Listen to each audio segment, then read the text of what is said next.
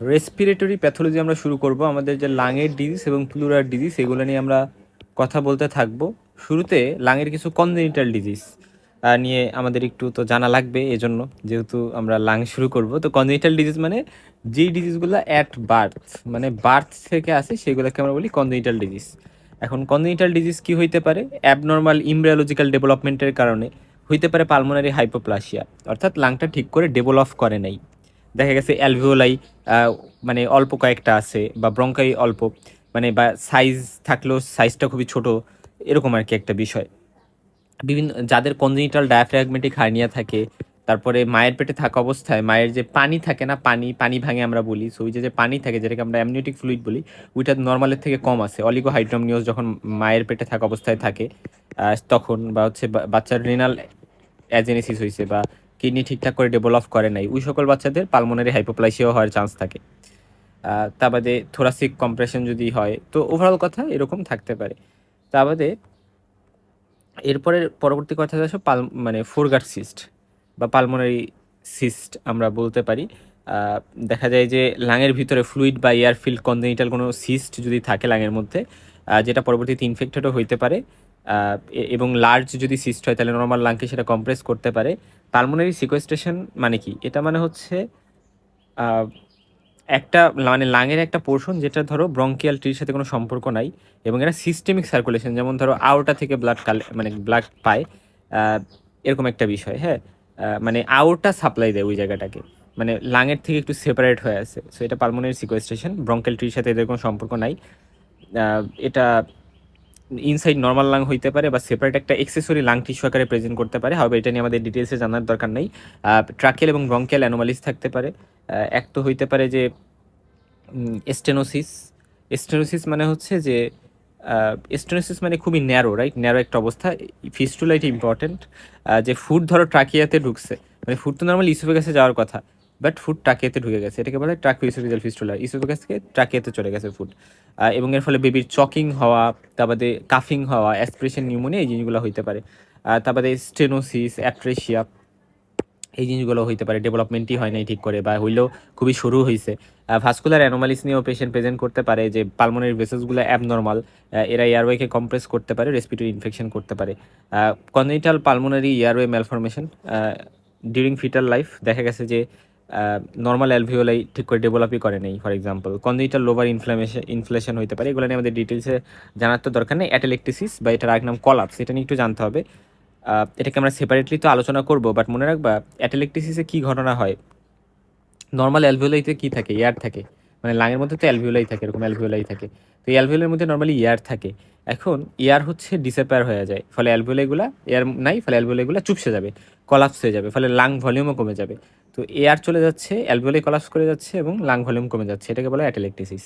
Pulmonary oedema, এটা হচ্ছে অ্যালভিওলের মধ্যে যখন পানি জমা হয় সেটাকে আমরা পালমোনারি ইডিমা বলি। নর্মালি অ্যালভিওলের মধ্যে থাকার কথা এয়ার, বাট পানি জমলে সেটা পালমোনারি ইডিমা, এবং এর ফলে অ্যালভিওলাই ফিল্ড উইথ ফ্লুইড, এবং আলটিমেটলি অক্সিজেন প্রপারলি ডিফিউজ হইতে পারে না যখন অ্যালভিওলাইতে এয়ার না থেকে ফ্লুইড থাকতেছে।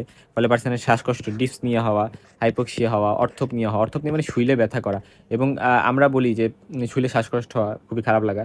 এবং এই মানুষগুলোতে আমরা স্টেথোস্কোপ দিয়ে ধরলে ক্রিপিটেশন পাই, বাইবেজাল ক্রিপিটেশন আমরা বলি। ট্রিটমেন্ট আমরা কী দিই? আমরা পেশেন্টকে প্রপটা পজিশনে রাখি, হাই ফ্লো অক্সিজেন দিই 8 থেকে 10 লিটার। তারপরে হচ্ছে আমরা ফ্রুসামাইড, যেহেতু ইডিমা তাই কমাইতে আমি একটা ডায়োটিক ডাক দেবো, ফ্রুসামাইড আমরা দিই। আচ্ছা, এরপরে আসো যে অ্যাকিউট লাং ইনজুরি, এটা নিয়ে আমরা আলাদা করে আলোচনা করবো, সবগুলো ডিজিজ নিয়ে আলাদা আলাদা আলোচনা করব। তো অ্যাকিউট লাং ইনজুরি হইতে পারে, এবং এর ফলে অনেক বেশি হাইপোক্সেমিয়া ডেভেলপ করবে, ব্লাডে অক্সিজেন কম থাকবে, এটা এখানে জেনে রাখো। এবং অ্যাকিউট রেসপিরেটরি ডিস্ট্রেস সিনড্রোমও হইতে পারে, এবং এটা একটা আইসিইউ ইমার্জেন্সি। এআরডিএ যদি হয় আইসিইউতে নিতে হয়। অবস্ট্রাকটিভ লাং ডিজিজ, এটা very very important. Air normally ধরো ইন্টার করলো, বাট যখন পার্সনটা এয়ার এক্সেল করবে, এক্সেলেশন বা এক্সপিরেশন করবে, তখন মেইনলি প্রবলেম হচ্ছে, মানে difficulty to air breathing out, মানে এয়ারটাকে বাহিরে বের করতে সমস্যা, কারণ এয়ারওয়ে ন্যারো হয়ে যায়, এবং এক্সপিরেটরি এয়ার ফ্লো খুবই কম থাকবে। তো অবস্ট্রাকটিভ ডিজিজের মধ্যে কি আছে? সিওপিডি, তারপরে অ্যাজমা, তারপর হচ্ছে ব্রঙ্কিয়াইটিস, এই ডিজিজগুলা। এবং সিওপিডির মধ্যে আবার ইমফাইসিমা, তারপরে ক্রনিক ব্রঙ্কাইটিস, এই দুইটা কম্পোনেন্ট মিলে সিওপিডি। হ্যাঁ, কোনোটাতে ইমফাইসিমা বেশি থাকবে, কোনোটাতে হচ্ছে ব্রঙ্কাইটিস, ক্রনিক ব্রঙ্কাইটিস বেশি থাকবে। তারপরে ব্রঙ্কিয়াল অ্যাজমা, যেটা একটা রিভার্সিবল এয়ারে অবস্ট্রাকশন ডিজিজ, সেটাও হইতে পারে। এটাতে মেনলি অ্যাজমাতে কী হয়, ব্রঙ্কাসগুলো স্পাজম হয়ে যায়, ফলে শ্বাসকষ্ট হয়। ব্রঙ্কেকটিসিস মানে হচ্ছে ব্রঙ্কাউসগুলো পার্মানেন্টলি ডাইলেটেড হয়ে যায়। সো পার্মানেন্টলি ডাইলেটেড হয়ে যায় এবং রিপিটেড ইনফেকশন এই মানুষগুলোর হয়, অনেক বেশি স্পুটাম বের হয়। আচ্ছা, আর রেস্ট্রিকটিভ লাং ডিজিজ হচ্ছে উল্টা, মানে এদের হচ্ছে ইনহ্যালেশনই সমস্যা, ইনহ্যালেশনের প্রবলেম হবে, লাং অনেক বেশি স্টিফ হয়ে যায় এবং পেশেন্ট প্রপারলি ইনহ্যাল করতে পারে না। যেমন পালমোনারি ফাইব্রোসিস, নিউমোকোনিওসিস, তারপর হচ্ছে গিয়ে তোমার সার্কয়েডোসিস, এই ডিজিজগুলোকে বলা হয় রেস্ট্রিকটিভ লাং ডিজিজ। সো কয়েকটা দেখো, পরীক্ষাতে এত ডিটেলসে কিছুই ধরবে না, কয়েকটা রেস্ট্রিকটিভ লাং ডিজিজের নাম বলো, বা এভাবে তোমাকে বলবে যে 2টা রেস্ট্রিকটিভ ডিজিজের নাম বলো। তো পালমোনারি ফাইব্রোসিস, নিউমোকোনিওসিস তোমরা কমিটি মেডিসিনেও পড়বা। আচ্ছা, তারপর আসে সার্কয়েডোসিস। হ্যাঁ, তার মানে অবস্ট্রাকটিভে পেশেন্টের এক্সিলেশনের সমস্যা, আর রেস্ট্রিকটিভে পেশেন্টের ইনহ্যালেশনের সমস্যা। এই কয়েকটা কথা এখান থেকে একটু জানতে হবে। এরপর আসো যে কিছু ভাস্কুলার ডিজিজ নিয়ে আমরা কথা বলবো। পালমোনারি ইম্বুলিজম।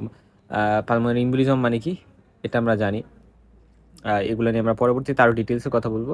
পালমোনারি ইনফেকশন, এটা ভেরি ভেরি ইম্পর্টেন্ট, আমরা এই প্রত্যেকটা ডিজিজ নিয়ে আলোচনা করবো, টিবিতে অনেক বেশি ইম্পর্টেন্ট।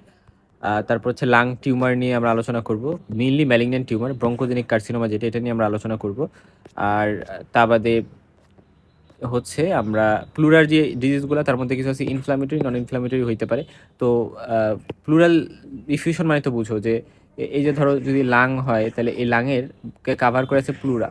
এখন এই প্লুরার মধ্যে এটা হচ্ছে ভিসেরাল প্লুরা, এইভাবে থাকে, আর এই বাইরে এটা প্যারিটাল প্লুরা। এখন ভিসেরাল আর প্যারিটাল প্লুরার মাঝে এই জায়গায় ধরো পানি জমছে, এখন এটাকে বলা হয় প্লুরাল ডিফিউশন। এখন এই পানি জমছে, এই পানিটা হইতে পারে কোনো ইনফেকশনের কারণে, যেমন ধরো নিউমোনিয়ার কারণে যদি প্লুরাল ডিফিউশন হয়, সেটাকে আমরা বলি প্যারা নিউমোনিক ইফিউশন।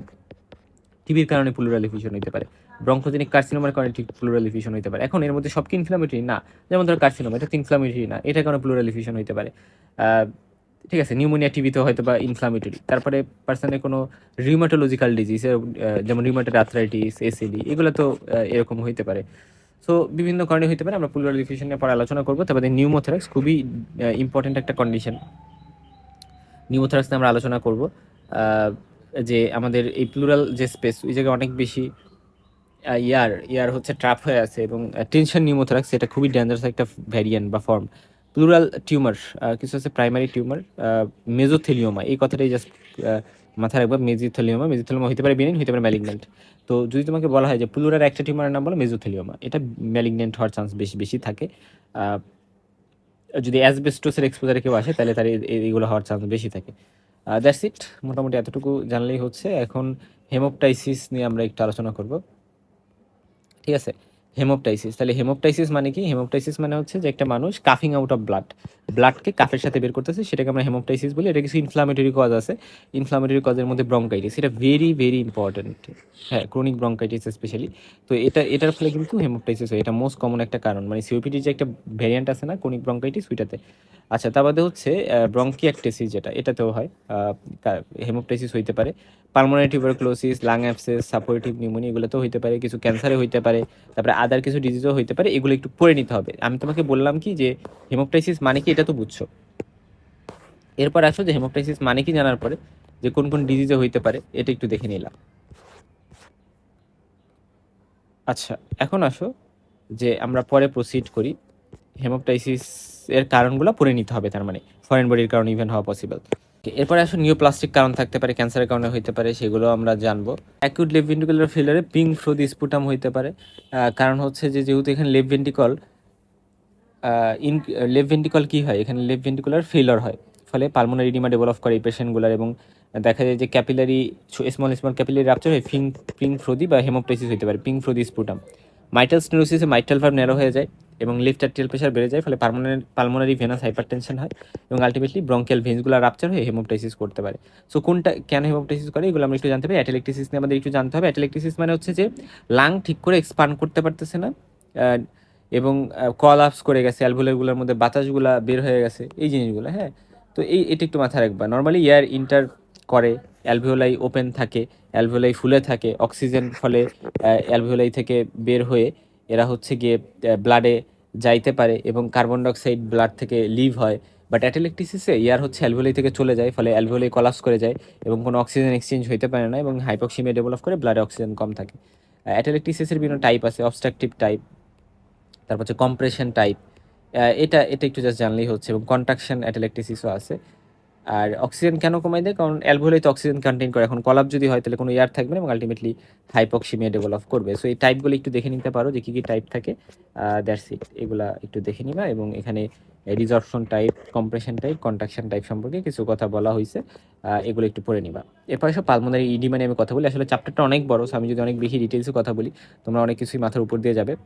আমি জাস্ট মোস্ট ইম্পর্টেন্ট জিনিসগুলো আলোচনা করে যাচ্ছি। পালমোনারি ইডিমা সব থেকে মোস্ট মানে একটা ইম্পর্টেন্ট একটা বিষয় যে এক্সেসিভ এক্সট্রা ভাস্কুলার ফ্লুইড অ্যালভিওলের মধ্যে জমা হচ্ছে, মানে ওভারঅল কথা অ্যালভিওলের মধ্যে ফ্লুইড জমা হচ্ছে, এটা একটু মাথায় রাখো। তাহলে অ্যালভিওলের মধ্যে ফ্লুইড জমা হচ্ছে। এখন কেন পালমোনারি ইডিমা হয়? কারণ নর্মালি চিন্তা করো যে পালমোনারি ইডিমাতে, দেখো পালমোনারি ইডিমা মানে অ্যাকুমুলেশন অফ ফ্লুইড, আর এটাতে ক্লাসিফিকেশনটা আমরা যদি একটু দেখি যে কজেস এবং ক্লাসিফিকেশন একসাথে, তাহলে হেমোডাইনামিক বা কার্ডিওজেনিক পালমোনারি ইডিমা, এখানে capillary wall normal, but problem হচ্ছে ইনক্রিজ হাইড্রোস্ট্যাটিক প্রেশার, এবং ইনক্রিজ হাইড্রোস্ট্যাটিক প্রেশার থাকার কারণে এখানে মেইনলি দেখা যায় যে normally left ventricle blood pump করে কই দেয়। ধরো এই যে যদি হার্ট হয়, এই জায়গায় যদি লেফট ভেন্ট্রিকল হয়, লেফট ভেন্ট্রিকুলার ব্লাড পাম্প করে দিয়ে দিবে আওরটাতে, অ্যাসেন্ডিং আওরটা, পরে আউটরা পাওয়ারটা, ডিসেন্ডিং আওরটা, তো এইভাবে দিয়ে দেয়। ঠিক আছে, বাট ব্লাড কিন্তু লাঙে অ্যাকুমুলেট করে না। বাট লেফট ভেন্ট্রিকল যদি কোনো কারণে মানে ধরো কারো হার্ট ফেলার হয়েছে, ফলে left ventricle blood pump effectively করতে পারবে না এবং আলটিমেটলি ব্লাড ব্যাক করে এরা left atrium, pulmonary vein, pulmonary capillary সেই জায়গায় থাকতে পারে এবং ক্যাপিলারি হাইড্রোস্ট্যাটিক প্রেশার বেড়ে যাবে, এবং আলটিমেটলি এগুলা যে ওইখানে জমা হইতে পারে এবং ব্লাড ওইখানে জমে ওইটাও কিন্তু ইডিমা করবে।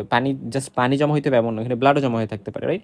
তো এটার ফলে যে লেফট সাইডের ফেলার হলে কিন্তু এরকম হইতে পারে এবং এটা মোস্ট কমন কারণ আমরা বলি অ্যাকুট লেফট ভেন্ট্রিকুলার ফেলিওর কিন্তু পালমোনারি ইডিমা থাকে। ফলে আর পালমোনারি ইডিমা থাকলে সেটাতে আমরা ক্রিপিটেশন বা ক্র্যাকেলস পাই স্টেথোস্কোপ দিয়ে কানে শুনলে।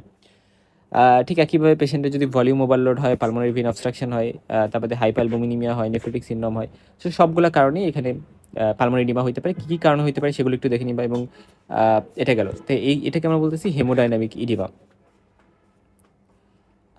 আচ্ছা, আর যেহেতু আসলে এই পেশেন্টগুলো পালমোনারি ইডিমা যাদের হয় তাদের অ্যালভিওলাই হচ্ছে ফ্লুইড দিয়ে ফিল্ড হয়ে যায়, ফলে অক্সিজেন বা এয়ার থাকে না, এবং এয়ারগুলো যেহেতু থাকে না তাই অক্সিজেন ডিফিউজ হইতে পারে না প্রপারলি, ব্লাড অক্সিজেনেটেড ঠিক করে থাকতে পারে না, এবং আলটিমেটলি পেশেন্ট শ্বাসকষ্ট, তারপরে শুইলে কষ্ট হওয়া, হাইপোক্সিমিয়া, এগুলো নিয়ে প্রেজেন্ট করে। তারপরে ধরো কারোর অনেক বেশি এক্সেস আইভি ফ্লুইড দেওয়া হয়েছে বা রেনাল ফেলিওর হয়েছে বা কোনো কারণে ভলিউম ওভারলোড হয়েছে, তাহলে সার্কুলেটিং ব্লাড বেশি থাকবে, পালমোনারি ক্যাপিলারি প্রেশার আরও বেশি বাড়বে এবং ফ্লুইড মানে তখন পালমোনারি ইডিমাটা আরও বেশি ডেঞ্জারাস হবে।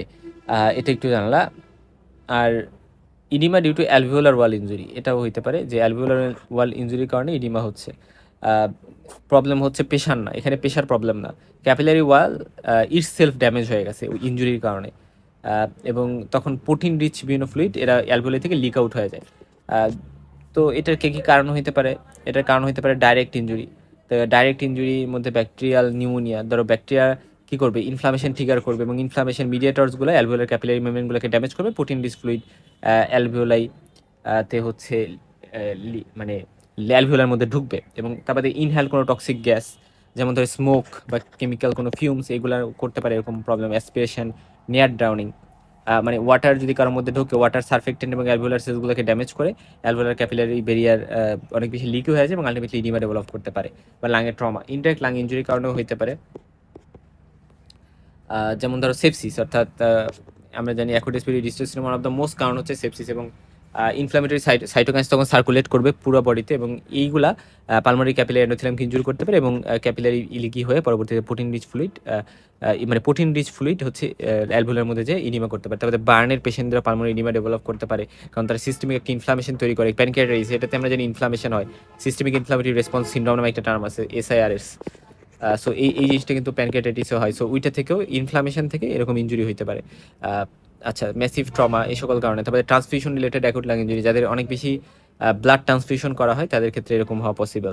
ড্রাগ, কেমিক্যালস, রেডিয়েশন, এগুলোর কারণেও হইতে পারে, বা আদার কন্ডিশন, যেমন যারা অনেক বেশি উঁচায় থাকে, হাই অল্টিটিউডে থাকে, তাদের ক্ষেত্রে, বা নিউরোজেনিক কজও কিন্তু আছে। ঠিক আছে, তো অ্যাকুট লাং ইনজুরি নিয়ে আমরা অলরেডি কথা বলে ফেলছি যে এই সকল কারণে অ্যাকুট লাং ইনজুরি কিন্তু হইতে পারে। এবং পেশেন্টের অ্যাকুট লাং ইনজুরি হইলে অনেক বেশি শ্বাসকষ্ট, টেকিপনিয়া, সাইনোসিস, হাইপোক্সিমিয়া, রেসপিরেটরি ফেইলিওরও হইতে পারে। রেসপিরেটরি ফেইলিওর 2 ধরনের আছে, type 1, type 2। Type 1 respiratory failure, type 2 respiratory failure, এগুলো মেডিসিনে ভবিষ্যতে পড়বা। আচ্ছা যাই হোক, এরপর আসো যে আমরা অবস্ট্রাকটিভ লাং ডিজিজে চলে যাব, যে অবস্ট্রাকটিভ লাং ডিজিজ নিয়ে কী কী জিনিস জানা দরকার। অ্যাকুট লাং ইনজুরি নিয়ে তো আমরা যথেষ্ট কথা বললাম। আচ্ছা, ইআরডিএস কাকে বলে? ইআরডিএস মানে একটা ক্লিনিক্যাল সিনড্রোম যেখানে রেসপিরেটরি ইনসাফিসিয়েন্সি হয়, কারণ ডিফিউজ অ্যালভিওলার ড্যামেজ হয় এবং ওর ফলে পালমোনারি একটা ইনফ্লামেশন হয়, এটাকে আমরা অ্যাকুট রেসপিরেটরি ডিস্ট্রেস সিনড্রোম বলি, ডিস্ট্রেস সিনড্রোম বলি। আচ্ছা, ইএলআই মানে অ্যাকুট লাং ইনজুরি আর অ্যাকুট রেসপিরেটরি ডিস্ট্রেস সিনড্রোমের মধ্যে পার্থক্য কী অ্যাকচুয়ালি?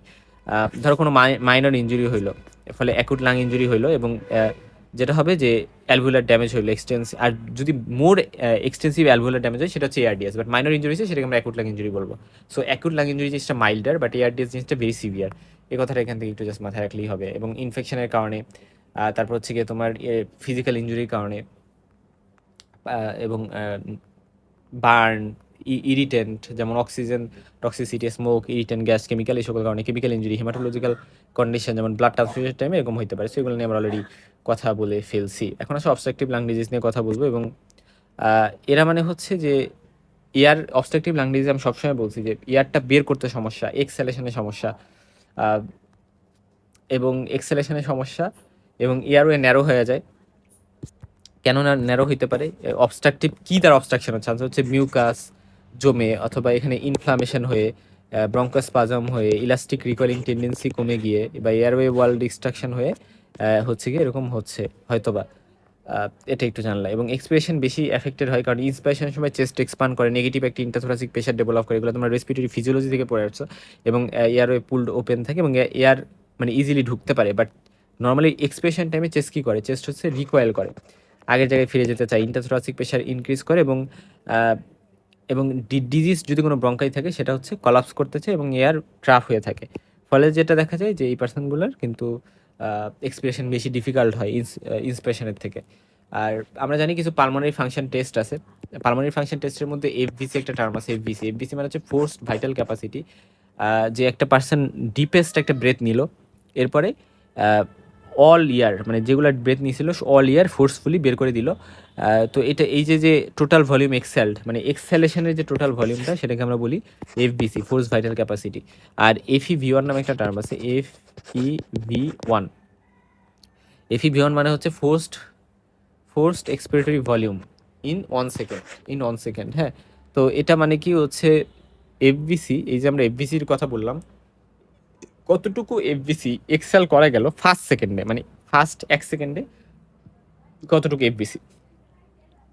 এবং দেখা যায় অবস্ট্রাকটিভ ডিজিজগুলোতে এফইভি1 যেটা, এটা বেশ কম থাকবে। হ্যাঁ, এফইভি1 কম থাকবে, ফল করবে। এফইভি1 আর এফবিসি রেশিও, হ্যাঁ, এফইভি1 ডিভাইডেড বাই এফবিসি, এই যে রেশিওটা, এটা ইম্পর্টেন্ট। ঠিক আছে, মোস্ট অফ দ্য ইয়ার মানে আমরা জানি ফার্স্ট সেকেন্ডে এক্সেল হয়ে যায়, সো রেশিও হাই থাকবে। অবস্ট্রাকটিভ ডিজিজে এয়ার ফ্লো রিডিউস হয়ে যায়, এফইভি1 রিডিউস হয়ে যায়। আর এফইভি1 যদি রিডিউস হয়ে যায়, এফইভি মানে এফইভি1 বাই এফবিসি, এটাই তো সূত্র। তাহলে এফইভি1 যদি কম হয়ে যায় তাহলে কী হবে? তাহলে আলটিমেটলি রেশিওটাও কমবে, এবং রেশিওটা কমলে সেটা অবস্ট্রাকটিভ ডিজিজের একটা ফিচার। এবং কী কী ডিজিজের মধ্যে ইনক্লুডেড আছে? ইমফাইসিমা, ক্রনিক ব্রঙ্কাইটিস, এই দুটোকে একসাথে সিওপিডি বলতেছি। তারপরে ব্রঙ্কেলাজমা, ব্রঙ্কাইটিস, সেই ডিজিজগুলো এখানে কিন্তু আলোচনা এর মধ্যে পড়বে। এবং ইমফাইসিমা, ব্রঙ্কাইটিস এগুলো একসাথেও পাওয়া যেতে পারে একটা পেশেন্টে, বাট কোনো একটা হয়তো বা প্রিডমিনেন্ট থাকে। আমরা তখন বলি যে ইমফাইসিমা প্রিডমিনেন্ট সিওপিডি, এরকম আর কি বিষয়টা। আর সিওপিডি পেশেন্ট আমাদের ওয়ার্ডে বেশ কমন, এটা তোমরা দেখলেই বুঝবা মানে ওয়ার্ডে গেলে। আচ্ছা, সিওপিডির ফুল ফর্ম কি? Conic obstructive pulmonary disease. এবং এটাতে কি হয়, একটা মানুষের মানে কমপ্লিটলি এক্সেলেশনের তো প্রবলেম, সেটা আমরা বুঝছি। এবং এটা একটা প্রোগ্রেসিভ, গ্রাজুয়ালি ওরসেন হয়। মনে রাখবা, যারা সিগারেট খায়, সিগারেট অনেক বেশি প্যাকিয়ার থাকে, সিগারেটের হিস্ট্রি নিয়ে আমরা দেখি, তো তাদের এটা হওয়ার চান্স অনেক বেশি। সো স্মোকিং একটা ট্রিগারিং ফ্যাক্টর। এবং এখানে লাং ক্রনিক্যালি ইনফ্লেম থাকে, ফলে স্মল এয়ারওয়ে, ব্রঙ্কিওল, অ্যালভিওলাই, এগুলা মানে এগুলা ইনফ্লামেশনের, ক্রনিক ইনফ্লামেশনের কারণে ড্যামেজ হয়, এবং আলটিমেটলি পার্মানেন্ট একটা এয়ার ফ্লো লিমিটেশন থাকে। তো সিগারেট স্মোকিং সব থেকে কমন রিস্ক ফ্যাক্টর আসলে। তা বাদেও আরও কিছু রিস্ক ফ্যাক্টর আছে, যে ডেভেলপমেন্টে কোনো ঝামেলা হয়তো হয়েছিল, বা ইনভেন্টাল বা অকুপেশনাল পলিউটেন্সের কারণে এরকম হইতে পারে। ইমফাইমা, ক্রনিক ব্রঙ্কাইটিস, এই দুটো হচ্ছে কম্পোনেন্ট সিওপিডি আসলে। আচ্ছা, এখন আমরা একটু কী নিয়ে কথা বলবো বলতো? এখন আমরা একটু ইমফাইসিমা নিয়ে কথা বলি। ইমফাইসিমা। ইমফাইসিমা মানে হচ্ছে একটা কন্ডিশন যেটাতে পার্মানেন্ট ইনলার্জমেন্ট হয়। আমাদের যে অ্যালভিওলাইগুলো থাকে না, ওগুলো পার্মানেন্টলি ইনলার্জমেন্ট হয়ে যায়। অর্থাৎ দেখো, part of lung distal, distal মানে দূরে টু টার্মিনাল বঙ্কার, তো টার্মিনাল বঙ্কের পর তো অ্যালভিওলাই। সো ওই অ্যালভিওলাইগুলোতে দেখা যায় যে মানে ডাইলেটেড হয়, এবং এর ফলে ডাইলেটেড তো হইলো, পাশাপাশি ওই অ্যালভিওলার ওয়ালগুলা হচ্ছে ওই জায়গায় ড্যামেজও থাকে, ড্যামেজ করে এরা ডাইলেটেড করার পাশাপাশি। Destruction of their walls without obvious fibrosis, dilatation of air spaces with destruction of alveolar wall, এবং ইলাস্টিক রিকারিং টেন্ডেন্সি তেমন একটা থাকে না। এবং এটার মধ্যে বিভিন্ন টাইপ আছে আমরা বলি, যেমন ধরো নর্মাল লাঙে আমরা জানি অনেক বেশি অ্যালভিওলাই থাকে, থিন সেপ্টা থাকে, লার্জ সার্ফেস এরিয়া থাকে, অক্সিজেন এক্সচেঞ্জ ভালো হয়। কিন্তু ইমফাইসিমাটাস যে লাং, ওটাতে অ্যালভিওলার ওয়াল ডিস্ট্রয় হবে, তারপরে অ্যাবনর্মাল এয়ার স্পেসেস থাকবে, সার্ফেস এরিয়া কমে যাবে, এয়ার ট্রাপিং হবে।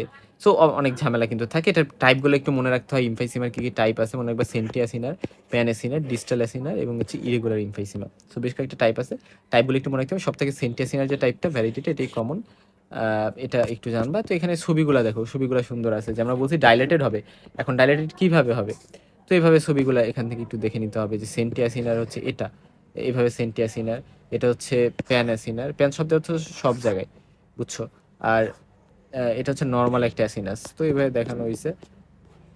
ইমফাইসিমার যে প্যাথোজেনেসিস, এটা একটু জানা যাইতে পারে। আচ্ছা, সেন্টিয়াসিনার মানে হচ্ছে only the central part of the acinus involve হবে সেন্টিয়াসিনার, বুঝছো? আর মেইনলি দেখা যায় অ্যাপিক্যাল সেগমেন্ট এই সেন্টিয়াসিনারে বেশি অ্যাফেক্টেড হয়, সিগারেট স্মোকিংয়ের কারণে হবে। আর প্যান অ্যাসিনার যেটা, এটা মানে হচ্ছে ইন্টার অ্যাসিনাসটা ইনভলভ হবে, এবং লোয়ার লোব হচ্ছে মেইনলি অ্যাফেক্টেড হয়। আর যাদের হচ্ছে আলফা 1 অ্যান্টিটেপসিন নামে একটা কম্পোনেন্ট বা এনজাইম, এটা যাদের ডিফিসিয়েন্সি থাকে তাদের ক্ষেত্রে এটা হওয়ার চান্স বেশি।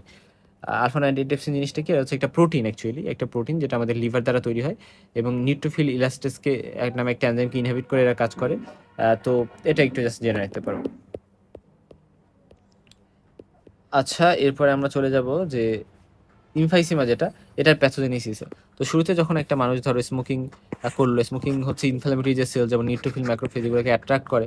সো এই যে নিউট্রোফিল ম্যাক্রোফেজ, এগুলো প্রোটিএস হচ্ছে রিলিজ করে, এবং প্রোটিএস রিলিজ করার পরে নর্মালি আলফা 1 অ্যান্টিট্রিপসিন হচ্ছে এই মানে প্রোটিয়াস তো রিলিজ করলো, এবং এই প্রোটিসগুলো কী করবে? স্পেশালি প্রোটিয়াসের মধ্যে, প্রোটিয়াসের স্পেশালিটি হচ্ছে ইলাস্টেজ হচ্ছে এরা রিলিজ করে। তো ইলাস্টেজগুলোকে নর্মালি আলফা 1 অ্যান্টিট্রিপসিন নিউট্রালাইজ করে দেয়। তো স্মোকিং অক্সিডেন্স বাড়াই দেয়, ফলে এরা লাঙে ডাইরেক্ট ইনজুরি করতে পারে। পাশাপাশি আলফা 1 অ্যান্টিট্রিপসিন যেটা নর্মালি এটাকে দমায় রাখতো, সেই আলফা 1 অ্যান্টিট্রিপসিনকে এরা ইনঅ্যাক্টিভেট করে দেয়। ফলে ইলাস্টেস আনচেকড থাকে, এবং ইলাস্টিক ফাইবার ডিস্ট্রয় হয়, অ্যালভিওলার সেপ্টা রাপচার হয়, তারপরে লার্জ এয়ার স্পেস ফর্ম হয়, এবং ultimately air trapping, hyper inflation হইতে পারে, এবং এইভাবে ডাইলেটেড হয়ে যেতে পারে এয়ার স্পেসগুলো। এবং আমরা যদি একটু দেখি মরফোলজিক্যালি আমরা দেখব যে এই মানুষগুলোতে কী হবে জানো? এই মানুষগুলোতে হচ্ছে মানে তোমার লাং ইনলার্জড হয়ে আছে, এবং একটু পেল হয়ে আছে, এক্সেসিভলি ইনফ্লামড আছে, বুলা থাকতে পারে। বুলা মানে কি? লার্জ এয়ার ফিল্ড স্পেস, যেটা হচ্ছে ওই ডিস্ট্রাকশন এবং ফিউশন অফ অ্যালভিওলার কারণে হয়। এবং এই গুলা যদি রাপচার হয়ে যায়, এগুলোর মধ্যে তো এয়ার আছে, সো এয়ারগুলো প্লুরাল ক্যাভিটিতে জমা হয়, নিউমোথোরাক্স করতে পারে। হ্যাঁ, সো রাপচার অফ ইনফাইসিমিটাস বুলা, এরকম টার্মগুলো শুনবা। সো এগুলো যদি হয় তাহলে নিউমোথোরাক্স হইতে পারে। এবং পেশেন্টের প্রচুর শ্বাসকষ্ট হওয়া, তারপর হচ্ছে গিয়ে তোমার এক্সপিরেশনে বেশি টাইম লাগা, এক্সারসাইজ টলারেট করতে না পারা, ব্যারেল চেস্ট থাকা হাইপার ইনফ্লেশনের কারণে। সো ব্যারেল শেপ চেস্ট কিন্তু এই সিওপিডি পেশেন্টদের থাকতে পারে, ব্রেথ সাউন্ড কমে যেতে পারে। সো এরকম কিছু কথা একটু মাথায় রাখতে হবে। তারপরে ক্রনিক ব্রঙ্কাইটিস নিয়ে আসলে আমরা একটু কথা বলি। ক্রনিক ব্রঙ্কাইটিস যেটা, এটাতে মানে হচ্ছে যে এটা একটা সুন্দর ডেফিনেশন আছে, ডেফিনেশনটা মনে রাখতে হবে, যে পারসিস্টেন্ট প্রোডাক্টিভ কাফ থাকবে এবং সেটা প্রোডাক্টিভ হবে, এবং অ্যাটলিস্ট 3 মাস ধরে 1 বছরে, ঠিক আছে, 1 বছরে 3 মাস হবে, পরপর এভাবে 2 বছর হবে, এবং আদার কোনো ক্রনিক কাফের কজ নাই, তাহলে সেক্ষেত্রে সেটাকে আমরা ক্রনিক ব্রঙ্কাইটিস কিন্তু বলতে পারবো। তার মানে প্রোডাক্টিভ কাফ থাকবে, এবং সেটা 3 মাস বা তার বেশি সময় ধরে থাকবে প্রত্যেক ইয়ারে, এবং সেটা 2 বছরের পরপর 2 বছর সেটা লাস্ট করবে। এবং কাফ প্রোডাক্টিভ কেন হয়? কারণ নর্মাল ব্রঙ্কাই আমরা জানি small amount of mucus production করে, এবং এই মিউকাসগুলো পরবর্তীতে ডাস্ট, ব্যাকটেরিয়া, পলিউটেন্ট এগুলোর সাথে মিশে, মানে এগুলো নর্মালি দেখা যায় মিউকোসিলির অ্যাকশনের মাধ্যমে রিমুভ হয়ে যায়। কিন্তু ক্রনিক ব্রঙ্কাইটিসে স্মোক বা ইরিটেন্টের কারণে এরা মিউকাস প্রডিউসিং গ্ল্যান্ডগুলোকে কন্টিনিউসলি স্টিমুলেট করে, মিউকাস প্রোডাকশন বাড়াই দেয়, এবং পেশেন্ট রিপিটেডলি কাফ করে, ফলে দেখা যায় যে প্রোডাক্টিভ কাফ কিন্তু ডেভেলপ হইতেই পারে। তো কীভাবে ইটিওলজি কি সিগারেট স্মোকিংয়ের কারণে মেইনলি হয় ক্রনিক ব্রঙ্কাইটিস, তারপরে এয়ার পলিউশন, ইন্ডাস্ট্রিয়াল এক্সপোজার এগুলোরও রোল আছে, বা যাদের রিকারেন্ট রেসপিরেটরি ট্র্যাক্ট ইনফেকশন হয় তাদের ক্ষেত্রেও কিন্তু হইতে পারে। প্যাথোজেনেসিস কি, স্মোকিং বা পলিউটেন্ট এগুলো ব্রঙ্কিয়াল মিউকাসকে ইরিটেট করে, ক্রনিক ইনফ্লামেশন হয় এবং ইনফ্লামেটরি সেলগুলো কিছু সাইটোকাইন রিলিজ করে। এই যে সাইটোকাইন রিলিজ করে এগুলো পরবর্তীতে মিউকাস গ্ল্যান্ড ইনলার্জ করে দেয়, গবলেট সেল সংখ্যায় বেড়ে যায়, যেটাকে আমরা গবলেট সেল হাইপারপ্লাসিয়া বলি, এবং লার্জ নাম্বার অফ মিউকাস মানে large amount of mucus production হয় এবং ব্রঙ্কাই পার্শিয়ালি অবস্ট্রাক্টেড হয়, এয়ার ফ্লো ডিক্রিজ করে যায়। সো এখানে ওই কথাগুলোই লেখা আছে। এবং স্মোকিং আসলে সিলিয়াকেও ড্যামেজ করে, এবং দেখা যায় যে সিলিয়া যখন ড্যামেজ হয় তখন মিউকাস অ্যাকুমুলেট করে যায়, ব্যাকটেরিয়া মাল্টিপ্লাই করে এবং রিপিটেড ইনফেকশনও কিন্তু এই পার্সনগুলোর হইতে পারে। এবং আলটিমেটলি দেখা যায় যে bronchial wall thickening, fibrosis of small airway এবং এয়ার ফ্লো অবস্ট্রাকশন করে ক্রনিক ব্রঙ্কাইটিস কিন্তু হইতে পারে। আচ্ছা, ক্রনিক ব্রঙ্কাইটিসের ফিচার্সগুলো একটু এখান থেকে দেখে নেবা, ক্লিনিক্যাল ফিচার্সগুলো। আর এখানে ব্রঙ্কাইটিস আর ইনফেকশনের পার্থক্যটা পড়তে হবে যে যেটা তোমার ব্রঙ্কাইটিস সেটা 40 থেকে 45, বাট ইমফেক্সিমাটা আরও বেশি, এই যে বেশি হয়। এবং কর পালমোনালে মানে রাইট হার্ট ফেলার, মানে লাংয়ের কারণে রাইট হার্ট ফেলার হচ্ছে ডিউ টু লাং কজ, তাহলে সেটাকে আমরা বলি হচ্ছে ক্রনিক ব্রঙ্কাইটিসে এটা কমন, এটা হইতে পারে। সিওপিডিতে আমরা জানি কর পালমোনালে একটা কমপ্লিকেশন। তো কোন ভ্যারাইটির আনসার হচ্ছে যেটাতে ক্রনিক ব্রঙ্কাইটিস প্রিডমিনেন্ট থাকে। সো আরও ডিফারেন্সগুলো একটু তোমরা পড়ে নিবা, দেখে নিবা। সিওপিডির ট্রিটমেন্ট কি? সিওপিডিতে মেইনলি আমরা ট্রিটমেন্ট কি দিব, আমরা হচ্ছে পেশেন্টকে অ্যাডমিট করব, স্পেশালি অ্যাকুটিক যাদের পেশেন্ট যদি হয় তাহলে পেশেন্টকে অ্যাডমিট করে আমরা হচ্ছে স্মোকিং তো সিজেশন ওইটা করবেই, সে অক্সিজেন থেরাপি দেওয়া, ব্রঙ্কোডাইলেটর, ইনহেল কর্টিকোস্টেরয়েড এগুলো দেওয়া, ইপ্রাটোপিয়াম ব্রোমাইড বা উইটেপের ড্রাগগুলো দেওয়া, অ্যান্টিবায়োটিক্স সিওপিডিতে দিতে হয়, বা অ্যাজমাতে অ্যান্টিবায়োটিক দেওয়া লাগে না কারণ এখানে ইনফেকশন হওয়ার চান্স থাকে সিওপিডিতে। এবং ফিজিক্যাল থেরাপি, বুলেকটমি যদি লাগে, যদি বুলা হয়ে থাকে, বা লার্জ ভলিউম রিডাকশন সার্জারি বা লাং ট্রান্সপ্লান্টেশন এগুলো প্রয়োজন অনুসারে লাগতে পারে। আচ্ছা, রেইড ইন্ডেক্স নামে একটা টার্ম আছে, রেইড ইন্ডেক্স এটা মানে কি যে মিউকাস গ্ল্যান্ডের থিকনেস, তারপরে ব্রঙ্কিয়াল ওয়ালের থিকনেস মিলে আমরা একটা সূত্র বের করি। এটা যদি মানে 0.4 এটার থেকে কম, এটা নর্মাল ভ্যালু। ক্রনিক ব্রঙ্কাইটিসে দেখা যায় এটা 0.5 থেকে বেশি হয়ে যায়, এটা ক্রনিক ব্রঙ্কাইটিসকে ইন্ডিকেট করে, কারণ মিউকাস গ্ল্যান্ডগুলো অনেক বেশি ইনলাস্ট হয়ে যায়, গ্ল্যান্ডুলার হাইপারট্রফি হয়। তো এটাকে আমরা বলি রেইড ইন্ডেক্স। এটা জাস্ট একটু মনে রাখতে পারে। আচ্ছা, তারপরে আচ্ছা তাহলে কী কী কমপ্লিকেশন হইতে পারে? রেসপিরেটরি ফেলার হইতে পারে, করপালমোনালে হইতে পারে সিওপিডি থেকে। আচ্ছা, ইমফেক্সিমা আর এটার ডিফারেন্সটা আমরা একটু পড়ে নিব। এরপর আসো আমাদের ব্রঙ্কিয়াল অ্যাজমা নিয়ে আলোচনা করতে হবে। অ্যাজমা নিয়ে একটু কথা বলবো। তো অ্যাজমা হচ্ছে একটা অবস্ট্রাকটিভ ডিজিজ, এটা তো আমরা জানি। তো এটা ক্রনিক ইনফ্লামেটরি একটা ডিসঅর্ডার, হ্যাঁ ক্রনিক ইনফ্লামেটরি একটা ডিসঅর্ডার, যেটা এটা আচ্ছা, আর অ্যাজমা মানে কিন্তু শুধু জাস্ট ব্রঙ্কোস্পাজম মানে ব্রঙ্কাসটা ন্যারো হয়ে যাচ্ছে ফলে শ্বাসকষ্ট হচ্ছে এরকম না। এখানে দেখা যায় যে ব্রঙ্কিয়াল যে মিউকোজা, তারপরে স্মুথ মাসেল, মিউকাস গ্ল্যান্ড এগুলোকে মানে এফেক্ট করে। ফলে অ্যাজমাটিক যে এয়ারওয়েজ সেগুলা স্টিমুলাই যে কোনো একটা আসলে, যেমন যেগুলো অ্যালার্জেন আছে ওইগুলো আসলে সাথে সাথে রিয়্যাক্ট করে। এবং স্পেশালি কী কী অ্যালার্জেন আছে, যেমন ডাস্ট, তারপরে কোল্ড ইয়ার কারো কারো ক্ষেত্রে মানে ঠান্ডা বায়ু, এক্সারসাইজ, তারপরে পোলেন, তারপর হচ্ছে স্মোক, এক একজনের ক্ষেত্রে এক একটা অ্যালার্জেন হইতে পারে। ইভেন বিড়াল অনেকের জন্য অ্যালার্জিক। তো এগুলার স্মল অ্যামাউন্টই ট্রিগার করতে পারে সিভিয়ার ব্রঙ্কোস্পাজম, এবং এগুলার রিভার্সেবল ব্রঙ্কোকনস্ট্রিকশন, এটা হলমার্ক। এটা কিন্তু ইরিভার্সেবল না, বাট সিওপিডি কিন্তু ইরিভার্সেবল। সিওপিডিতে ইরিভার্সেবল থাকে, মানে ব্রঙ্কিয়াল তো ন্যারোয়িং হয় বা এয়ারওয়ে ন্যারোয়িং হয়, সেটা কিন্তু ইরিভার্সেবল থাকে। বাট এখানে দেখা যায় যে রিভার্সিবিলিটি টেস্ট পজিটিভ হয় বা রিভার্সেবল হয়, এবং এরা স্পন্টেনিয়াসলি ঠিক হয়ে যেতে পারে, বা ব্রঙ্কোডাইলেটর দিলে এরা ঠিক হয়ে যায়। ব্রঙ্কোডাইলেটর একটা ড্রাগের নাম বলো তো? সালবিউটামল, এটা সবাই জানো, ফার্মাকোলজি থেকে পড়ে আসছো। নর্মাল ব্রঙ্কাসে আমরা জানি ওয়াইড এয়ারওয়ে থাকবে, মিনিমাল মিউকাস, তেমন কোনো মিউকাস থাকবে না, স্মুথ মাসেল রিল্যাক্স থাকবে, ইজি এয়ারওয়ে হবে। বাট অ্যাজমাটিক ব্রঙ্কাসে স্মুথ মাসেল কন্ট্যাক্ট করে যায়, এবং মিউকোজা অনেক বেশি ইডিমাটাস হয়ে যায়, এবং অনেক বেশি মিউকাস অ্যাকুমুলেট করে, থিক মিউকাস অ্যাকুমুলেট করে, ফলে এয়ারওয়ে ন্যারো হয়ে যায়, এই সকল কারণে। হ্যাঁ, এবং ডিফিকাল্টি ইন ব্রিদিং হয়, এবং এখানে হুইজ থাকতে পারে। হুইজটা আমরা তোমরা শুনছো, হুইজ রঙ্কাই। তো এই জিনিসগুলো স্টেথোস্কোপ দিয়ে শোনা যায়, অনেক সময় স্টেথোস্কোপ ছাড়াও শোনা যায়। তো অ্যাজমা বিভিন্ন ধরনের হইতে পারে, যেমন অ্যাটোপিক অ্যাজমা, যেটাকে আমরা এক্সটেনজিক অ্যাজমা বলি, অ্যাটোপিক বা এক্সটেনজিক বা অ্যালার্জিক। হ্যাঁ, এটাতে ফেমিনির একটা হিস্ট্রি থাকতে পারে, বা পজিটিভ স্কিন প্রিক টেস্ট তারপরে সিরাম ইমিউনোগ্লোবুলিন আইজিই যেটা, এটা পজিটিভ মানে অনেক বেশি থাকতে পারে।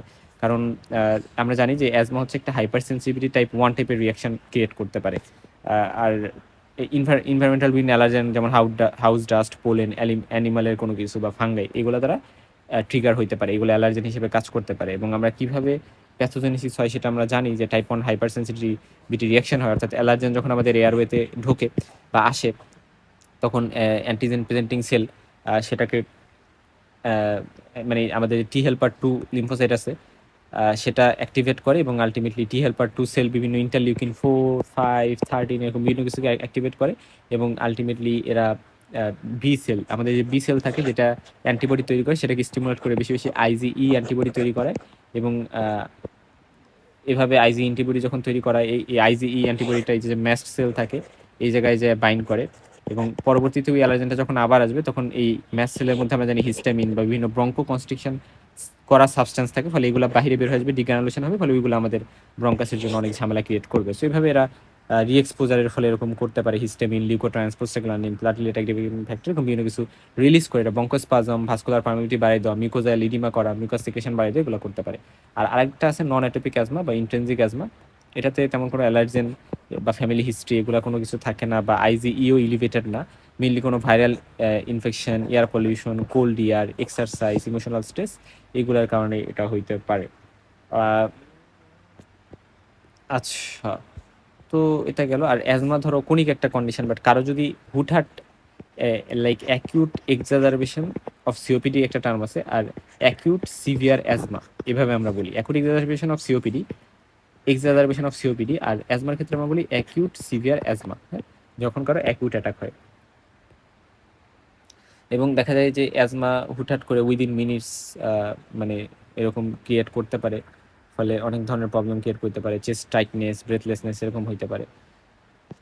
আচ্ছা, কাদের মানে এক্সট্রিনজিক আর ইন্ট্রিনজিক অ্যাজমার পার্থক্যটা একটু পড়ে নিবা, এবং অ্যাটোপিক অ্যাজমার এই যে মেকানিজমটা আমি অলরেডি বলে দিছি, তো এটা একটু দেখে নিবা। আর আর হচ্ছে এখন আমরা ব্রঙ্কেকটিসিস চলে যাব, ব্রঙ্কেকটিসিস নিয়ে আলোচনা করব। আচ্ছা, তাহলে ব্রঙ্কেকটিসিস মানে হচ্ছে আমার একটা ডিজিজ যেটা পার্মানেন্ট অ্যাবনর্মাল, হ্যাঁ, পার্মানেন্ট অ্যাবনর্মাল ডাইলেটেশন অফ ব্রঙ্কাই। এখানে ব্রঙ্কাই এবং ব্রঙ্কিওলস এগুলো অ্যাবনর্মালি পার্মানেন্টলি ডাইলেটেড হয়ে যাবে। এর পাশাপাশি আচ্ছা, কেন ডাইলেটেড হয়ে গেছে? কারণ উই ব্রঙ্কিওলস এগুলার যে মাসেলস ছিল বা ইলাস্টিক টিস্যু ছিল, এগুলো ড্যামেজ হয়ে গেছে বিভিন্ন ক্রনিক একটা ইনফেকশনের কারণে, নেক্রোটাইজিং একটা ইনফেকশনের কারণে। এবং এটার মানে কি কি কারণে হইতে পারে, মানে ওয়াইড ডাইলেটেড ডিস্টর্টেড হয়ে যায় ব্রঙ্কিওলসগুলা, ওই জায়গায় স্মুথ মাসেল, ইলাস্টিক ফাইবার এবং কার্টিলেজগুলো ড্যামেজ হয়ে।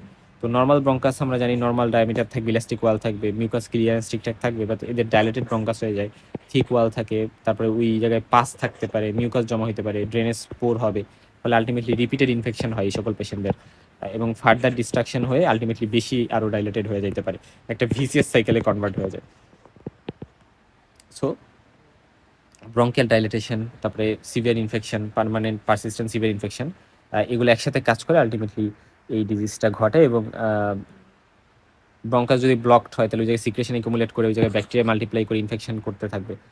আর কি কি কারণে হইতে পারে সেটা আমরা যদি বলি, এক তো হচ্ছে যে তোমার কনজেনিটাল কিছু কারণ থাকতে পারে, যেমন ধরো সিস্টিক ফাইব্রোসিস। তো সিস্টিক ফাইব্রোসিসে হচ্ছে মিউকাস অ্যাবনর্মালি থিক থাকে, এটা ব্রঙ্কাইকে এই জন্য ব্লক করে এবং ইনফেকশন ডেভেলপ করে ব্রঙ্কাইটিস হইতে পারে। তারপর হচ্ছে তোমার আরেকটা টার্ম আছে প্রাইমারি সিলিয়ারি ডিসকাইনেশিয়া, বা এটাকে কার্টা জেনার সিনড্রোম বলা হয়। কার্টা জেনার সিনড্রোম, এখানে সিলিয়া নর্মালি আমরা জানি যে নর্মালি সিলিয়া মানে আপওয়ার্ড মুভ করে, বাট সিলিয়া এখানে কোনো ফাংশনই করতে পারে না এই কার্টা জেনার সিনড্রোমে, ফলে মিউকাস অ্যাকুমুলেট করে ওই ইনফেকশন হবে এবং ব্রঙ্কাইটিস ডেভেলপ করবে। এটা একটু জাস্ট মাথায় রাখো। তারপরে নেক্রোটাইজিং ইনফেকশন, টিউবারক্লোসিস, স্টাফাইলোকক্কাল ইনফেকশন বা আদার্স ইনফেকশনের কারণে এরকম হতে পারে, এটা একটু জানলা। তারপরে ব্রঙ্কিয়াল অবস্ট্রাকশন যে কোনো কারণেই হোক সেটা, যে কোনো কারণে হোক সেটার কারণে হইতে পারে। মানে মেকানিজমটা আলটিমেটলি সেমই, ঠিক আছে। তো আমরা ব্রঙ্কিকটিসিসের যদি মরফোলজির কথা বলি, তাহলে মরফোলজিতে আমরা দেখব যে আচ্ছা, যে কার্টাজানার সিনড্রোম যাদের থাকে তাদের তো একদিক দিয়ে ব্রঙ্কিকটিসিস থাকে, তা বাদে এদের সাইটাস ইনভার্সাস থাকে, অর্থাৎ বডির যত অর্গান ধরো রাইট সাইড আছে সেগুলো লেফটে চলে যাবে, লেফটেরগুলো রাইটে চলে যাবে। সো এবং এই পার্সনগুলোর হিয়ারিং লস, মেল ইনফার্টিলিটিও থাকতে পারে, সাইনোসাইটিস থাকতে পারে, এটি একটু জানতে পারো। মানে সিলিয়াগুলো কাজ করতে পারে না আর কি। ব্রঙ্কিটিসিসের ফিচার্স কি হবে এটা একটু জানতে হবে, যে সিভিয়ার পারসিস্টেন্ট কাফ থাকবে, অনেক বেশি ফাউল স্মেলিং মানে স্পুটাম বেরোবে কাশির সাথে, এবং ব্লাডিও হইতে পারে, হেমোপটিসিসও হইতে পারে, ডিসনি অর্থোপনিয়া থাকতে পারে সিভিয়ার কেসে, প্লুরাইটিক চেস্ট পেইন মানে ইন্সপিরেশনের সাথে অ্যাসোসিয়েটেড চেস্ট পেইন, হেমোপটাইসিস থাকতে পারে, এবং রিকারেন্ট নিউমোনিয়া বা ইনফেকশন হওয়ার চান্স থাকে। ব্রঙ্কাইটিস ব্রঙ্কাইটিসিস থেকে পরবর্তীতে রাইট হার্ট ফেলর, তারপরে metastatic brain abscess, clubbing develop করা, ফিঙ্গার ক্লাবিং মানে হাত আঙ্গুলে ক্লাবিং হওয়া, ক্লাবিং তো বুঝো জেনারেল এক্সামিনেশনের একটা মানে এক্সামিনেশন পার্ট। তো ক্লাবিং লাং অ্যাবসেসে কিন্তু ক্লাবিং হয়, তারপরে ব্রঙ্কাইটিসিসে ক্লাবিং হয়, ব্রঙ্কিয়াল কার্সিনোমাতে ক্লাবিং হয়, তার মানে লাংয়ের কিন্তু অনেকগুলো কজ আছে, এগুলো একটু জানতে হবে। হ্যাঁ, হার্টেরও কজ আছে, সায়ানোটিক হার্ট ডিজিজে ক্লাবিং হয়, যেমন সায়ানোটিক হার্ট ডিজিজের মধ্যে আমরা পরে পড়বো ওইগুলা যখন আমরা সিবিএস পড়বো। আচ্ছা, এখন আসলে মরফোলজিক্যালি আমরা কি পাবো সেগুলো একটু দেখে নিব, এবং ব্রঙ্কাইটিসিসের টাইপটা আমাদের জন্য জানা ইম্পর্টেন্ট। মরফোলজিক্যাল ফিচার্সের সাথে সাথে গ্রস ফিচার্স আমরা দেখবো মানে এটা অনেক বেশি ডাইলেটেড ব্রঙ্কাস ব্রঙ্কিয়ালসগুলা, এবং এরা থিক ওয়াল্ড হয়ে গেছে, এবং মিউকোপুলান সিক্রেশন আমরা পাইতে পারি। আচ্ছা, মনে রাখবা ব্রঙ্কাইটিসিসের জন্য আমরা যে টেস্ট করি সেটাকে বলি HRCT, high resolution CT scan. এই টেস্টটা করা যেতে পারে। আমরা একটা হচ্ছে তোমার এক্সরেও করতে পারি, এক্সরে চেস্ট পোস্ট ইন্টারভিউ, সেখানে আমরা হানিকম অ্যাপিয়ারেন্স পাই, হানিকম অ্যাপিয়ারেন্স। হ্যাঁ, আচ্ছা, যাই হোক, আর টাইপসের মধ্যে যদি বলি সিলিন্ড্রিকাল, ফিউসিফর্ম, স্যাকিউল, ভেরিকোস, এরকম বিভিন্ন ধরনের টাইপ আছে। সিলিন্ড্রিকাল আরেক নাম টিউবুলার, হ্যাঁ টিউব লাইক, ভেরিকোস থাকতে পারে। তারপর হচ্ছে তোমার স্যাকুলার মানে সিস্টিক।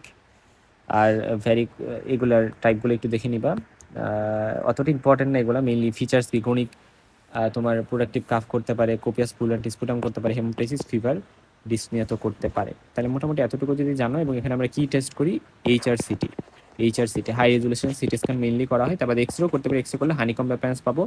এবং এখানে ট্রিটমেন্ট কি মনে রাখবা, ব্রঙ্কাইটিসিসের মেইন ট্রিটমেন্ট হচ্ছে পোস্চুরাল ড্রেনেজ, যেহেতু অনেক বেশি সিক্রেশন থাকে, পোস্চার চেঞ্জের মাধ্যমে এগুলো ড্রেন করে ফেলা। আর অ্যান্টিবায়োটিক যদি লাগে স্পেশাল কেসে, তাহলে মানে অ্যান্টিবায়োটিক লাগলে দিব যদি ইনফেকশন থাকেই। মোটামুটি এতটুকু ইনফো এখান থেকে একটু জানলেই হবে। তারপর আসলে যে আমরা রেস্ট্রিকটিভ লাং ডিজিজে চলে যাচ্ছি। রেস্ট্রিকটিভ লাং ডিজিজ, আচ্ছা, সেকেন্ডারি অ্যামাইলোইডোসিস কমপ্লিকেশন হইতে পারে, আমরা বলছিলাম না? তো লং স্ট্যান্ডিং যখন আসলে এরকম ইনফেকশন থাকে, তখন আমাদের সেরামে অ্যামাইলয়েড অ্যামাইলয়েড প্রোটিন নামে প্রোটিন থাকে, ওই প্রোটিনটা বেড়ে যাইতে পারে, এবং এগুলো আমাদের বিভিন্ন অর্গানে জমা হয়ে, স্পেশালি কিডনিতে, এরা লং টার্ম কমপ্লিকেশন করতে পারে, ব্রেন অ্যাক্সেস করতে পারে। কারণ ব্যাকটেরিয়া, যেহেতু ইনফেকশন থাকে, ব্যাকটেরিয়া স্প্রেড করে ব্লাডের থ্রুতে ব্রেনে চলে যেতে পারে, ফলে ব্রেন অ্যাক্সেস করতে পারে। আর কোনিক হাইপোক্সিয়া ক্রিয়েট করে এই ব্রঙ্কিয়াইটিস থেকে পালমোনারি হাইপারটেনশন হয়ে right ventricular hypertrophy, right heart failure হয়ে যেতে পারে। আর এই ডিজিজটা আলটিমেটলি গ্যাস এক্সচেঞ্জের সাথে ইন্টারফেয়ার করে রেসপিরেটরি ফেলিওর করে ফেলতে পারে। আর পারসিস্টেন্ট ইনফেকশন এরা পরবর্তীতে সারাউন্ডিং লাং টিস্যুতে ছড়ে, লাং অ্যাবসেস করতে পারে, তাহলে লাং অ্যাবসেসও করতে পারে, এটা একটু জানলাম। ব্রঙ্কাইটিস, ক্রনিক ব্রঙ্কাইটিস আর মানে ক্রনিক ব্রঙ্কাইটিস আর ব্রঙ্কাইটিসের ডিফারেন্সগুলো তোমরা তো বলতে পারবা এখন। আচ্ছা, রেস্ট্রিকটিভ লাং ডিজিজ এটা মানে কি? এটা মানে হচ্ছে যে আমার লাং প্রপারলি এক্সপান্ড করতে পারতেছে না, এক্সপান্ড করতে পারবে না, এবং আলটিমেটলি তার মানে কি ইন্সপিরেশনের প্রবলেম হবে এই সকল মানুষদের, এবং ultimately total lung capacity TLC এটা কমে যাবে। এবং আমরা জানি যে ধরো একটা বেলুনের কথা চিন্তা করো, এই বেলুনটা নর্মালি কি হবে, সফট হবে, ইজিলি এক্সপান্ড করবে, এবং এটা ধরো হচ্ছে একটা normal lung. But balloon B এর কথা চিন্তা করো, যে এই বেলুন বিটা হচ্ছে গিয়ে মানে থিক স্টিফ, মানে তুমি যত জোরে ফুই দাও এটা এক্সপান্ড করতেছে না কমপ্লিটলি। এটা হচ্ছে রেস্ট্রিকটিভ লাং ডিজিজ। এবং এয়ারওয়ে অবস্ট্রাকশন প্রবলেম না, এখানে লাং এক্সপান্ড করতে পারে না, এটা হচ্ছে প্রবলেম। এবং অবস্ট্রাকটিভ রেস্ট্রিকটিভের মধ্যে তাহলে পার্থক্য কি? অবস্ট্রাকটিভে হচ্ছে আমাদের এক্সপিরেশনের প্রবলেম, আর বা এক্সহ্যালেশনে, আর এখানে হচ্ছে রেস্ট্রিকটিভে ইনহ্যালেশনের প্রবলেম। এবং রেস্ট্রিকটিভ লাং ডিজিজে লাং অনেক স্টিফ থাকে, বাট অবস্ট্রাকটিভ লাং ডিজিজে যেটা হয় যে এয়ারওয়েগুলো একটু ন্যারো থাকে, এটাই প্রবলেম। এবং এখানে লাং ভলিউম কমে যায় রেস্ট্রিকটিভ লাং ডিজিজে। আর FeV1, তারপর হচ্ছে FVC যে রেশিওটা, এটা এখানে নর্মাল বা বাড়ে, বাট অবস্ট্রাকটিভ লাং ডিজিজে এটা কমে যায়, এবং টোটাল লাং ক্যাপাসিটি হচ্ছে তোমার অবস্ট্রাকটিভ লাং ডিজিজে বাড়ে, বাট রেস্ট্রিকটিভে কমে যায়। সেরকম বেশ কিছু জিনিস একটু মাথায় রাখবা। সো নিউমোকোনিওসিস, সার্কয়েডোসিস, তারপরে idiopathic pulmonary fibrosis, hypersensitivity pneumonitis, এই জিনিসগুলো হচ্ছে রেস্ট্রিকটিভ লাং ডিজিজের উদাহরণ। নিউমোকোনিওসিস জিনিসটা কি? আচ্ছা, ইন্টারস্টিশিয়াল লাং ডিজিজ বা ILD বা DPLD নামে একটা টার্ম আছে, ডিফিউজ পালমোনারি, যেটা হচ্ছে ডিফিউজ প্যারেনকাইমাল লাং ডিজিজ, বুঝছো? এটাও কিন্তু এটাকে বোঝানো হয় আর কি। আচ্ছা, এরপর আসে এই জিনিসগুলো কি? এই জিনিসগুলো হলো আল্টিমেটলি আমাদের রেস্ট্রিকটিভ লাং ডিজিজ। এখন রেস্ট্রিকটিভ লাং ডিজিজের টাইপস কয়েকটার নাম মনে রাখলেই হবে। নিউমোকোনিয়াসিস জিনিসটা কি? সেটা হচ্ছে একটা নন নিওপ্লাস্টিক, মানে ক্যান্সার না কিন্তু। এরা মেইনলি বিভিন্ন mineral dust, inorganic particles, chemical fumes বা ভ্যাপরস ভিতরে নেওয়ার কারণে এটা হইতে পারে লং টার্ম ধরে। নিউমো শব্দ অর্থ লাং এবং কোনিয়াসিস শব্দ অর্থ ডাস্ট। ঠিক আছে, মানে dust disease of the lung আমরা বলতে পারি। যারা হচ্ছে কোল মাইনার্স, যারা স্যান্ড ব্লাস্টার্স, স্টোন কাটার্স বা মানে কনস্ট্রাকশন ওয়ার্কার্স বা শিপার্ড ওয়ার্কার্স, তাদের ক্ষেত্রে এটা বেশি হয়। এবং কোনটা কাদের ক্ষেত্রে হয় বেশি সেই জিনিসগুলো তো এখান থেকে দেখতে হবে, এবং কোনটা দিয়ে কি হইতে হবে। যেমন কোল ডাস্ট থেকে অ্যানথ্রাকোসিস হয়, সিলিকা থেকে সিলিকোসিস হয়, এই জিনিসগুলো তোমরা কমিউনিটি মেডিসিনেও পড়বা, সেই জিনিসগুলো একটু দেখে নিতে হবে। এবং সবাই কেন ডেভেলপ করবে না, কারণ ultimately amount of dust important. যদি মোর ডাস্ট ইনহেলড হয় তাহলে গ্রেটার রিস্ক থাকে। তারপরে কতদিন ধরে এক্সপোজারে আসতেছে সেটা ইম্পর্টেন্ট। যদি অনেক বেশি দিন ধরে এক্সপোজারে থাকে তাহলে কিউমুলেটিভ ডোজে এরা হচ্ছে হওয়ার চান্স বেশি। Particle size important. Very large particle এরা নোজে থাকতে পারে, বাট যারা টার্মিনাল ব্রঙ্কিওলে পৌঁছতে পারে বা অ্যালভোলাইতে পৌঁছতে পারে সেগুলো বেশি ডেঞ্জারাস। সলিউবিলিটি এগুলো ইম্পর্টেন্ট, বা এক এক মানুষের বডিতে এক একভাবে এরা রোল প্লে করতে পারে নিউমোকোনিয়াসিসের ক্ষেত্রে। আচ্ছা, সার্কোইডোসিস, এই ডিজিজটা হচ্ছে অনেক সময় তোমাদের সামনে আসবে। তো হোয়াট ইজ সার্কোইডোসিস? সার্কোইডোসিস মানে একটা মাল্টি সিস্টেম ডিজিজ, যেখানে মানে একটা নন কেজিয়েটিং গ্রানুলোমা তৈরি হতে পারে। আমরা জানি কেজিয়াস নেক্রোসিস বা কেজিয়েটিং গ্রানুলোমা থাকে টিউবারকুলোসিসে, বাট এখানে নন কেজিয়েটিং একটা গ্রানুলোমা থাকবে। এটা মেনি অর্গানস কে অ্যাফেক্ট করতে পারে, আমাদের বডি লাংকে মোস্ট কমনলি অ্যাফেক্ট করে, তারপরে আমাদের skin, I, liver, স্প্লিন, salivary gland, lymph node সব কিছুকে অ্যাফেক্ট করতে পারে। আচ্ছা, এখানে গ্রানুলোমা থাকে, এটা একটু জানতে হবে, নন কেজিয়েটিং গ্রানুলোমা। এবং সার্কোইডোসিস যে ডিজিজটা, এটাতে রেডিওলজিক্যাল কি ফিচার্স থাকে? বাইল্যাটারাল হিলার লিম্ফেডেনোপ্যাথি আমরা পাইতে পারি, এবং এই পেশেন্টদের হাইপার ক্যালসিমিয়া, তারপরে অ্যানজিওটেনসিন কনভার্টিং এনজাইম এই জিনিসগুলো বেশি থাকা, এই জিনিসগুলো হইতে পারে। Pulmonary fibrosis, pulmonary hypertension, call pulmonary respiratory failure, এই প্রবলেমগুলো হইতে পারে। পালমোনারি ভাস্কুলার ডিজিজের মধ্যে পালমোনারি ইম্বলিজম আছে। পালমোনারি ইম্বলিজম মানে হচ্ছে যে পালমোনারি আর্টেরিয়াল সার্কুলেশনটা একটা ইম্বোলাস দ্বারা, ইম্বোলাসটা হয়তো বা ধরো ফর এক্সাম্পল লেগের কোনো ভেইন থেকে আসছে, ওইটা এসে পালমোনারি আর্টারিকে অক্লুড করে দিয়েছে, ফলে পালমোনারি সার্কুলেশন অফ হয়ে গেছে, রাইট? সো এটা হচ্ছে হইতে পারে, এবং এর ফলে পার্সেন্টার কি হবে বলো তো, প্রবলেম কি হবে? এবং specially most commonly popliteal vein, femoral vein, iliac vein, এই সকল জায়গা থেকে এরা আসে। এবং যখন এগুলো আসবে এবং আলটিমেটলি ইম্বোলাসি আকারে পালমোনারি সার্কুলেশনে এভাবে অফ করে দিবে, মিলিট এই যে ইম্বোলাসটা, এটা পেরিফেরাল ভেইন থেকে ইনফিরিয়র ভেনা কাভা হয়ে, তারপরে রাইট অ্যাট্রিয়াম হয়ে, রাইট ভেন্ট্রিকল হয়ে পালমোনারি আর্টারিকে অক্লুড করে দেয়। সো যখন এরা অক্লুড করে দিবে পালমোনারি আর্টারিকে, তখন ব্লাড ফ্লো সাডেনলি ব্লক হয়ে যাবে। পালমোনারি সার্কুলেশন ব্লক হয়ে গেলে পার্সেন্টের অবস্থা খারাপ হয়ে যাবে, মারা যাইতে পারে হুটহাট করে, হ্যাঁ। আচ্ছা, ইভেন যারা প্রেগনেন্ট ওম্যান ধরো বাচ্চা ডেলিভারি হইলো, তো তারপরে অ্যামনিওটিক ফ্লুইডও এভাবে এম্বোলিজম হয়ে পালমোনারি এম্বোলিজম করতে পারে।